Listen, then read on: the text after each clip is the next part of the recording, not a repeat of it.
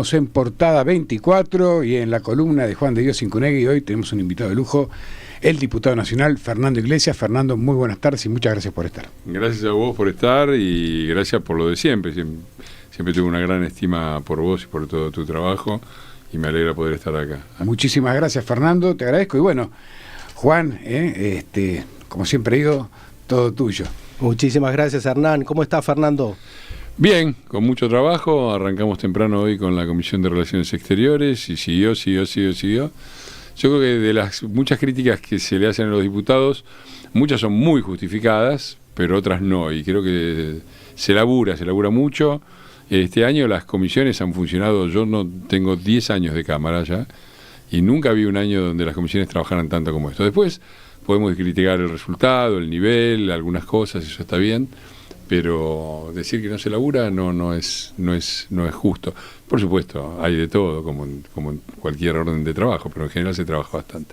Excelente, Fernando. Aprovecho para que te iba a preguntar más adelante, pero te comento ahora. Ahí estuve mirando las comisiones, las reuniones, y la verdad que ya van 11 reuniones por lo menos, o sea, en este año, estamos recién en septiembre, todavía hay tiempo, por lo menos 2 meses y pico más. Arrancaron en enero con la reunión constitutiva y si uno mira en perspectiva para atrás, en el 2023 hubo, pero contados con los dedos de la mano, ¿no? Hubo 2 reuniones. En los años anteriores hubo no más de 5 reuniones en todo el año. Entonces, tal vez parte de esta cuestión de la opinión de la gente tenga que ver no con lo que está sucediendo ahora, sino mirado en perspectiva, que no siempre ha sido igual, ¿no? Sí, pero también eso es un índice que hay que tomar en cuenta, la cantidad de sesiones generales. Pero cuando se cuenta solamente las sesiones generales, es como pensar que los jugadores de fútbol trabajan el domingo, ¿viste? Si trabajas el domingo vos ves el trabajo, pero el laburo de comisiones, el laburo de representación, el laburo de los medios públicos, que también es importante, porque si hay que representar, tenés que tener voz, tenés que comunicar, tenés que hacer saber tu posición, ¿no? Es difícil, es un laburo raro, porque es difícil saber qué es laburo y qué no es laburo, ¿no? Cuando uno se pone a estudiar, cuando uno agarra un libro para informarse sobre temas que tienen que ver, qué sé yo, con relativos al propio trabajo, a la política o qué sé yo, cuando uno se levanta y casi como un gesto recorre todos los principales diarios y ve qué artículos hay, qué sé yo. ¿Es laburo, no es laburo? ¿Cómo se cuenta, no? Si quieres hacerlo, es un laburo infinito, no termina nunca. Yo vivo entre 2 infiernos, el de la gente que me dice, Iglesias, sos un vago, laburá, y el de mi mujer que me dice, Fernando, ¿cuándo parás de laburar? Tal cual. Me refería a las reuniones de Comisión de Relaciones Exteriores, ¿no? Vos fuiste antes de la Comisión de Mercosur y ahora sos de Relaciones Exteriores, que me parece que es un privilegio tenerte ahí, realmente me parece importante. Si te parece, arrancamos con tu visión de la Argentina en el mundo en el que vivimos, que obviamente tiene desafíos enormes, y aprovecho porque ayer fue creo que el 11 de septiembre del 2001, que fue un año que obviamente cambió el mundo, y me parece que hoy en día, que quisiera escuchar tu opinión, estamos viviendo también un momento muy disruptivo. Sí, es muy buena la observación. Bueno, la Argentina fue un país próspero y que estaba entre los más ricos del mundo cuando se alineó estratégicamente en el mundo de una manera razonable, porque se pueden hacer muchísimas críticas y muy justificadas y válidas al colonialismo inglés, pero entre los 10 países más ricos del mundo durante casi 50 años estaban siempre dentro de los 10 Inglaterra y Argentina, y muchas veces Argentina por encima en el PBI per cápita que de Inglaterra, y además de eso de Argentina siempre han estado Canadá, Australia, Nueva Zelanda, los propios Estados Unidos.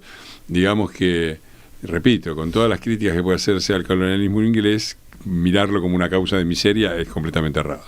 Y los que creen que la alineación política del país no pesa en sus vidas y en la prosperidad del propio país, se equivocan rotundamente. Cuando la Argentina en 1945 perdió un alineamiento que era razonable, porque bueno, el régimen anterior a Perón y el propio Perón simpatizaban con el eje abiertamente, eran admiradores de Mussolini, dejaron entrar a los nazis.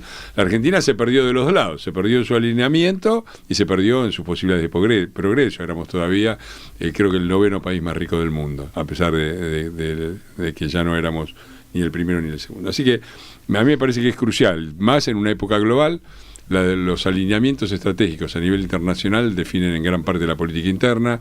No hace falta decir la importancia que tiene que el tema de Venezuela se solucione democráticamente, no hay más que ver la influencia nefasta que ha tenido el chavismo, el bolivarianismo y todo eso en la Argentina a través de los Kirchner. Así que ese es un punto. El segundo es un mundo absolutamente conflictuado y está muy bien el señalamiento de 11 de septiembre.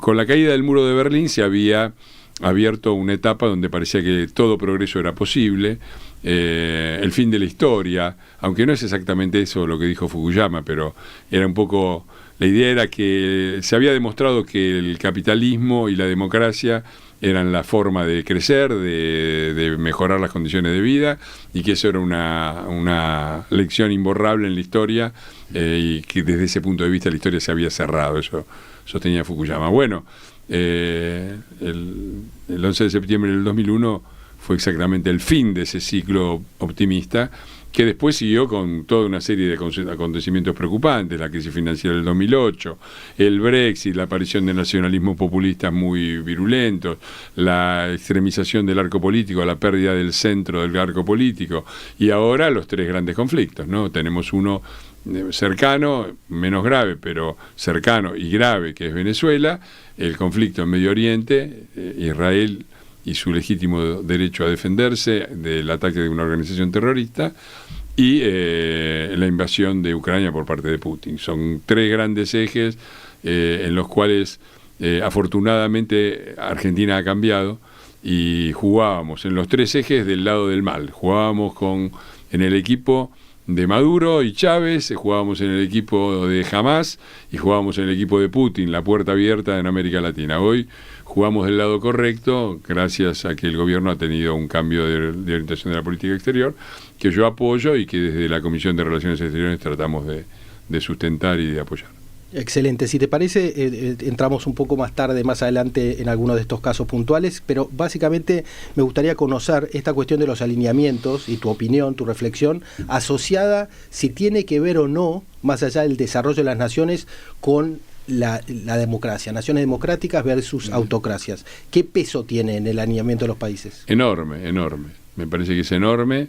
Y yo le agregaría, eso lo ha dicho el presidente de los Estados Unidos, Biden, en el inicio de su mandato, y efectivamente ha sido así. Cada vez más se ve de un lado, y se ve además que una organización que en su momento había nacido creando ciertas expectativas, como el BRICS, ¿no?, que eran los países emergentes, los países que uno miraba con simpatía, se ha transformado en un club de potencias autocráticas, ¿no? Si vos te fijás, por ejemplo, quienes están apoyando a Maduro y han reconocido el triunfo en las elecciones de Maduro, cosa que obviamente es un fraude monumental, como pocas veces se ha visto en la historia, si es que alguna vez se ha visto.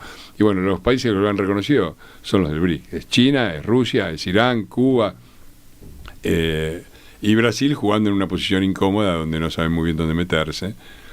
Así que desde luego que esto es un elemento importante en la consideración. Creo, te repito, que el alineamiento de Argentina es el correcto.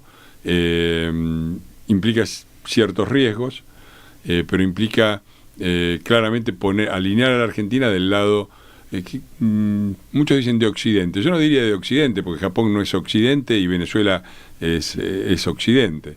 Yo diría de los países democráticos, algo que... Y yo rescataría otra antinomia que dijo no la administración demócrata, sino la anterior administración. El asesor de Relaciones Internacionales de Trump dijo que era entre globalistas y patriotas, entendiendo por patriotas a los nacionalistas. Bueno, hoy creo que todos los países democráticos han entendido la necesidad de integrarse al mundo, son, entre comillas, globalistas. Incluyo en esto a la Argentina. Creo que el presidente Milei es muy claro en ese sentido, a favor de la integración económica, de la apertura de la economía al mundo, de la participación de Argentina en las grandes cadenas globales de valor, y también de un alineamiento fuerte en el tema internacional, que entiende perfectamente que eso afecta a los intereses argentinos. Por eso el alineamiento con Israel, con Ucrania y con la oposición venezolana. Del otro lado, los BRICS son cada vez más nacionalistas, es decir, es un grupo de países unidos por la defensa de sus propios intereses nacionales o por los afanes expansionistas, pacíficos, por vía pacífica, como es el caso de China, y por vía militar, como es Rusia. O sea, también hay una cosa de sinergia, ¿no?, entre la democracia y el globalismo. No sé si la palabra más apropiada es globalismo, la intención de participar activamente en el mundo, y al contrario, la cerrazón o la agresión como métodos nacionalistas y autoritarios. Perfecto, excelente. Sigo con el tema de los alineamientos y con esto que has introducido, que es el tema de la cosmovisión, si la cosmovisión es más cercana a aceptar la globalización y aprovecharla, o el cerrar un poco el país al resto del mundo, ¿no? La pregunta es, ¿qué impacto, para que la gente entienda, tiene en la posición de un país su política exterior, y particularmente la Argentina? ¿Cómo impacta en todos los órdenes internos, pensando, por ejemplo, en desarrollo económico, en seguridad, en materia de salud? O sea, ¿cómo impacta la política exterior, mala, buena, regular, excelente, en las personas, en todos los temas? Y en todos los órdenes. Mira, yo te voy a contestar tu pregunta así. Cuando estábamos en plena carrera presidencial, mi candidata era Patricia Bullrich, yo le dije algo que ahora le estoy diciendo al presidente que eligieron los argentinos, que es Javier Milei. La Argentina es un país que ha perdido la confianza en sí mismo, ¿no? Cuando los argentinos corremos a comprar dólares, lo que estamos diciendo es no confiamos en nuestra propia moneda. Cuando decimos, bueno, esto no tiene arreglo, mirá los niveles de corrupción, no confiamos en nuestras instituciones. Hemos perdido la confianza en nosotros mismos porque la crisis y la frustración nos ha llevado a eso. Necesitamos anclas externas, es decir, instituciones que no son argentinas, que nos permitan anclarnos y dejar de caer. Y en ese sentido hay varias. Un ancla es el acuerdo Unión Europea-Mercosur, que es una forma de integrar el país al mundo, el país y la región. Es fundamental porque te obliga, en términos razonables, en un lapso de 10 años, a modernizar todo tu sistema productivo. Si no, no vas a poder competir. Y eso es gradual, progresivo y en 10 años, como se necesita que sea, porque si vos vas en un año solo, causás un colapso y no tenés forma de salir. Pero en 10 años, y eso es un ancla externa, porque vos firmás ese acuerdo y la Argentina, más allá de qué gobierno tenga, está fija en la necesidad de ser competitiva a nivel global, a respetar ciertas reglas, a hacer que el Mercosur sea lo que todavía no es, un área de libre comercio, un área con una tarifa única, un mercado común. No lo somos, y integrarnos y firmar este acuerdo nos va a obligar a hacerlo. Así que ese es un punto. Otro ancla muy fuerte es el ancla monetaria. Sabemos el enorme problema que ha significado la emisión descontrolada. Entonces hay propuestas razonables, la de TETAS, por ejemplo, que es la de una ley del Banco Central que haga que el Banco Central sea independiente, pim pam pum. Está muy bien, desde luego que estoy de acuerdo, pero una ley está a tiro de ley. Te cambió la mayoría parlamentaria y en 2 años tenés otra situación, te bajan la ley con otra ley y se acabó. Entonces, desde el punto de vista de un inversor, no te sirve mucho eso, porque vos decís, sí, yo me meto acá, vos me metiste esta ley, qué bueno, no va a haber más inflación, van a dejar de dar la maquinita, y ¿cuál es el plazo de eso? 2 años, como mucho 4, y después vemos. ¿Quién invierte a 4? O sea, va a venir el capital de alta rentabilidad y corto plazo, ¿no? Es obvio. Por lo tanto, un acuerdo monetario, para mí que tiene que ser incluyendo al real. Milei opina otra cosa, opina que tiene que ser el dólar. Discutámoslo, pero me parece que ese es otro acuerdo internacional. Y el otro es la OCDE. La OCDE es fundamental porque es un ancla de transparencia. Obliga a una serie de prácticas internas, qué sé yo, desde el manejo de las licitaciones estatales, la transparencia, el hecho de que terminemos, todavía estamos discutiendo los expedientes de papel que te permiten que se perdió uno, que el que estaba primero en la fila pasó a 10º, cuando el sistema digital que había puesto el gobierno de Macri impedía todo eso. Bueno, la OCDE te obliga a un ancla de transparencia. Vos, si estás en la OCDE, vas a tener que respetar una serie. Y la Argentina necesita un ancla de transparencia porque hemos tenido demasiada corrupción y ningún gobierno está indemne, y por lo tanto un acuerdo internacional te ancla también. Estas son 3 cosas que el contexto internacional puede aportar a la Argentina, ¿no? Un ancla de transparencia, un ancla monetaria y un ancla de programa de desarrollo. No es poca cosa. Los argentinos tendemos a pensar que la Argentina está bien y que el problema es el mundo. Y yo les contesto con algo que dijo un español, Ortega y Gasset, que decía: España es el problema, Europa es la solución. Bueno, yo creo que Argentina es el problema. Lo que hemos hecho los argentinos con la política argentina, incluyo a los dirigentes y a los votantes, ha sido un desastre, y el mundo puede darnos una mano a reivindicarnos. Por supuesto, depende sobre todo de nosotros, pero si nos dejamos ayudar, mejor. Por eso qué importante reflejar el país en el mundo, ¿no? A quién nos parecemos, a quién nos parecíamos, a quién nos vamos a parecer en el futuro. Y hablaste de transparencia, esto tan burdo, tan evidente del fraude en Venezuela.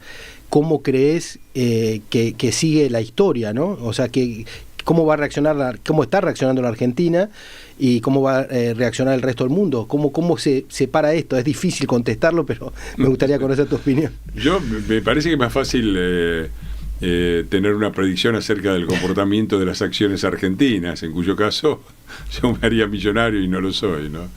Nadie lo sabe. Yo creo que era el escenario de alguna manera tristemente previsible. Obviamente todos estuvimos apoyando la campaña de María Corina Machado.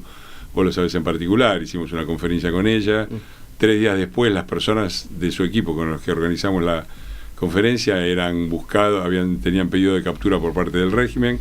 Hoy son los 6 que están refugiados en la Embajada Argentina bajo bandera brasileña. Y hemos estado ahí en todos los actos y en todas las acciones, desde lo que se puede hacer desde el exterior, y apoyando también a la inmigración venezolana, una inmigración que en Argentina ha sido ejemplar, de gente hipercalificada para los trabajos que tienen, honesta. Hemos tratado de facilitar trámites, de ayudarlos de 1000 maneras. Así que eso no quita que la perspectiva de que el régimen el domingo a la noche dijera: perdimos por paliza, no vamos, era bastante baja, ¿no? Yo recuerdo con tristeza el acto ese mismo día de las elecciones. Yo participé de un acto, hablé en el acto con los venezolanos, había miles de personas soñando que al día siguiente se tomaban el avión de vuelta a casa. Yo los miraba y decía: pero ojalá, lo último que quiero es quitarte la ilusión, pero digo, para Maduro salir a reconocer la aplastante derrota era que al otro día lo fusilaran, se le caía el gobierno por lo menos, y toda cobertura, dado que es un delincuente criminal, se le cae el gobierno y va preso. Así que era bastante difícil, y en esa encrucijada estamos. Es difícil imaginar qué es lo que va a pasar para adelante. El tiempo juega a favor de la dictadura, es algo que yo le repito a todos los personajes de la política internacional de un cierto nivel y de una cierta influencia a los que yo tengo acceso. El tiempo juega a favor del enfriamiento, en el sentido de que la gente se cansó, ya quedó Maduro, listo, vamos a Cuba. Venezuela va derecho a Cuba, sí. Es más, ya tiene a Cuba metida ahí adentro. Hablan de soberanía y el gobierno lo manejan los cubanos. Si no es el enfriamiento, es el calentamiento, es decir, que haya algún episodio de violencia, ¿no? Ahora el presidente electo de Venezuela se refugió en España, ¿no? Porque hay una amenaza concreta sobre su vida y la de su familia. Cualquier episodio de este tipo puede desatar una masacre, ¿no? Imagínate que intente capturarlo, entre comillas, y en el intento de captura se escapa un tiro, o lo acusan de resistirse armado y aparece. Cualquiera de esas cosas, no quiero dar ideas, pero hablo de Edmundo porque está fuera de peligro, pero todo eso lleva al calentamiento, a que la gente salga a la calle, que la dictadura reprima, que haya un baño de sangre. Así que es difícil ser optimistas, pero no tenemos la obligación de ser optimistas, de seguir apoyando a María Corina, que tiene un coraje y una determinación extraordinarias de sacar a su país del pantano en el que ha caído, porque el país más rico, después de que pasó ese periodo de auge de Argentina, el país más rico de Sudamérica era Venezuela, que está parada arriba de un mar de petróleo, tiene déficit energético a pesar de eso, y quiere entrar en ese quivo en la Guayana, un tema de soberanía prácticamente olvidado, porque descubrieron petróleo en la Guayana, como si no tuvieran suficiente abajo de él, necesitan arruinar también el otro. Bueno, un delirio bien latinoamericano, que esperamos que se termine, y ya veremos cómo se... Todo termina, ¿no? Ya lleva 25 años todo el régimen. concluye al fin, dice. Todo concluye al fin, y creo que está en un momento tal vez más crítico de su historia, ¿no? Hablando de eso, ¿quién podía esperar o imaginar, yo creo que muy poca gente, que Ucrania iba a seguir luchando, peleando, inclusive en territorio ruso, etcétera? Putin ciertamente no. Putin ciertamente no. Entonces, un poco, y tal vez podemos hablar un poco con respecto a Ucrania, a veces, la realidad indica algo distinto a lo que uno puede proyectar, ¿no? Sí, sin duda. La capacidad de resistencia del pueblo ucraniano es extraordinaria. Yo tengo una relación directa con el embajador Yuri, cuyo nombre siempre me olvido, pero justamente porque tenemos una relación muy, muy directa, cuyo apellido me olvido. Hemos hecho todo lo posible también desde la Comisión por apoyarlo. Hemos organizado conferencias directas de nosotros, los presidentes de las comisiones de Relaciones Exteriores y los de Ucrania. Lo hemos hecho también a nivel de los presidentes de la Cámara de Diputados y la de ellos. Yo he estado en el viaje acompañado al presidente Milei a Suiza, a la conferencia de paz en la que le dieron la medalla de la libertad de Ucrania por el mérito de haber defendido a Ucrania. Mi sugerencia original era que fuéramos a Kiev. Después Ucrania mismo me pidió que en vez de ir a Kiev fuéramos a la conferencia de Suiza. La posibilidad de viajar a Kiev sigue pendiente. Bueno, la verdad es que no sabemos muy bien más qué hacer. Desde luego nuestras posibilidades son limitadas, pero nuestro compromiso es total. La lucha del pueblo de Ucrania por su libertad y su independencia es no solamente una lucha del pueblo de Ucrania por la soberanía nacional, sino también una lucha en defensa de la libertad, de la democracia y del derecho internacional. Desde la Segunda Guerra Mundial no se veía a una potencia militar, una de las más grandes del mundo, apostar a la invasión territorial como parte del anexamiento de la anexión de territorios, y en este caso si Putin logra establecer alguna ventaja y se retira o termina la guerra con ventaja para él, va a estar enviando un mensaje muy claro de que las anexiones territoriales están permitidas, con un probable aumento de conflictos, incluyendo el aumento del conflicto, porque no se va a quedar con eso Putin. Yo estuve también acompañando al presidente en la reunión con el presidente y con el primer ministro de Checoslovaquia, y estaban verdaderamente preocupados y pensaban que si Putin lograba resultados positivos en su invasión a Ucrania, ellos eran los siguientes en la lista.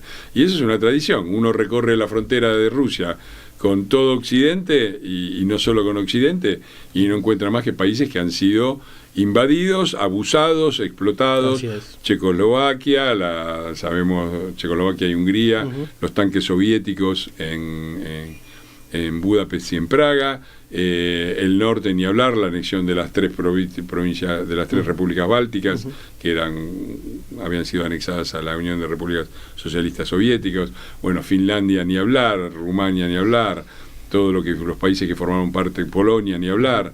Digo, uno no encuentra ahí más que rechazo directo a la tradición de invasión rusa, que es una tradición que se perpetúa, como se perpetúa también la autocracia, ¿no? De los zares al imperio soviético, a Stalin y el imperio soviético, y de Stalin a Putin y el sueño del imperio ruso redivivo. Bueno, esto se tiene que terminar en la historia, y esperemos que el pueblo ucraniano que está poniendo el cuerpo en esto tenga éxito. Así es, Fernando, sos escritor, sos periodista, hago muchas cosas, pero todas sos mal. Político, etcétera. La verdad que hay dos características para que vuelvas a la radio para seguir esto, que son básicamente que sos vanguardista y sos un hombre que siempre ha estado vinculado a grandes campañas de orden global, ¿no? O sea, que has traído a la Argentina grandes debates. Así que ojalá que vuelvas, porque quedaron muchas cosas en el tintero, yo tenía una Integricen y otras. Adelante, Hernán. Me gustaría hacerle a Fernando, por favor. Retomando el tema de Venezuela. Fernando, aparte de hacer un excelente análisis de los conflictos pasados, tiene una gran visión de lo que puede llegar a pasar, lo sé.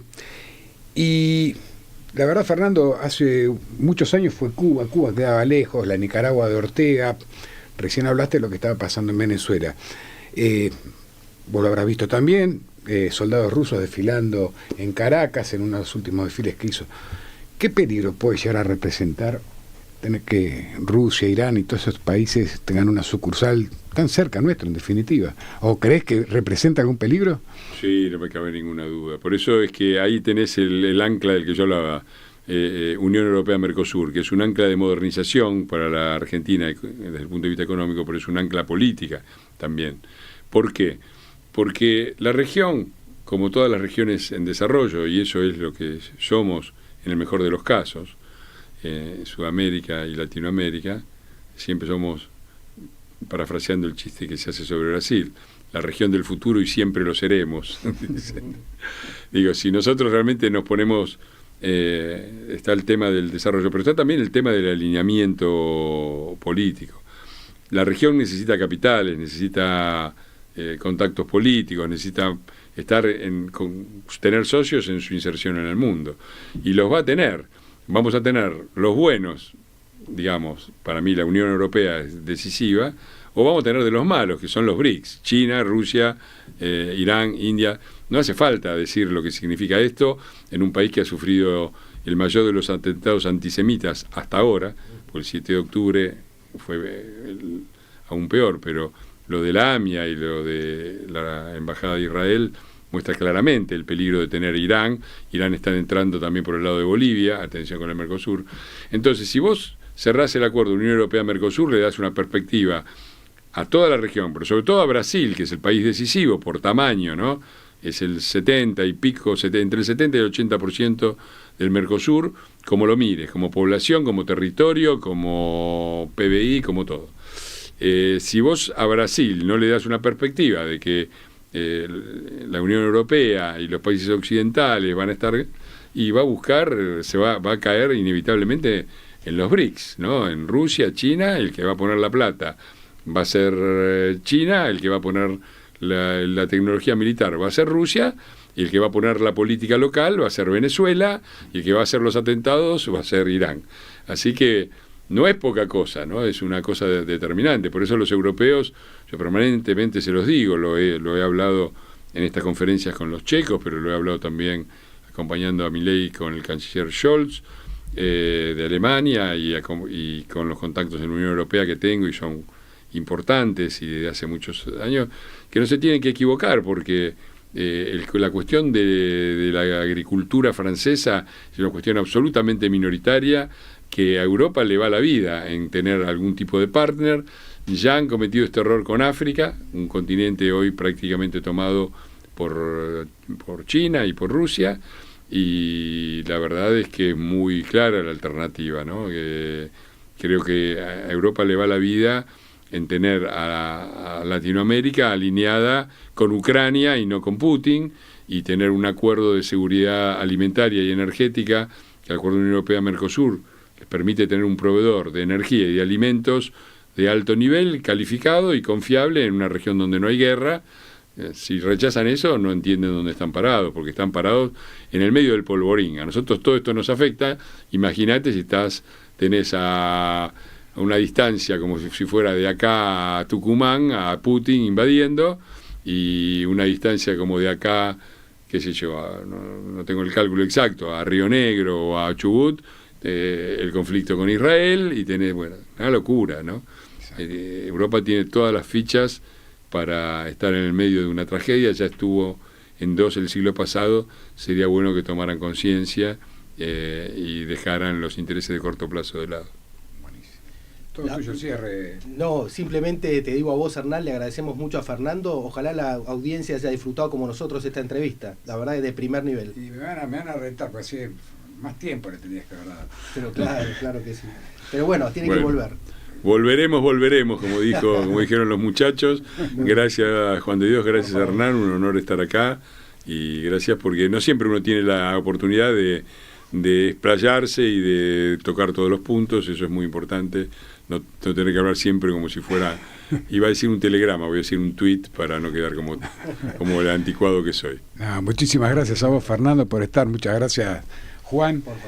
Y bueno, como decías vos, Juan, lo vamos a molestar seguramente más adelante, y como decía recién Fernando también, para salir un poco de la política local y mostrar otras facetas de nuestros representantes, que es interesantísimo. Bien, pasaron ya 3 minutos de las 7 de la tarde, ya me están retando el control. Vamos a una breve pausa y ya volvemos con más Portada 24.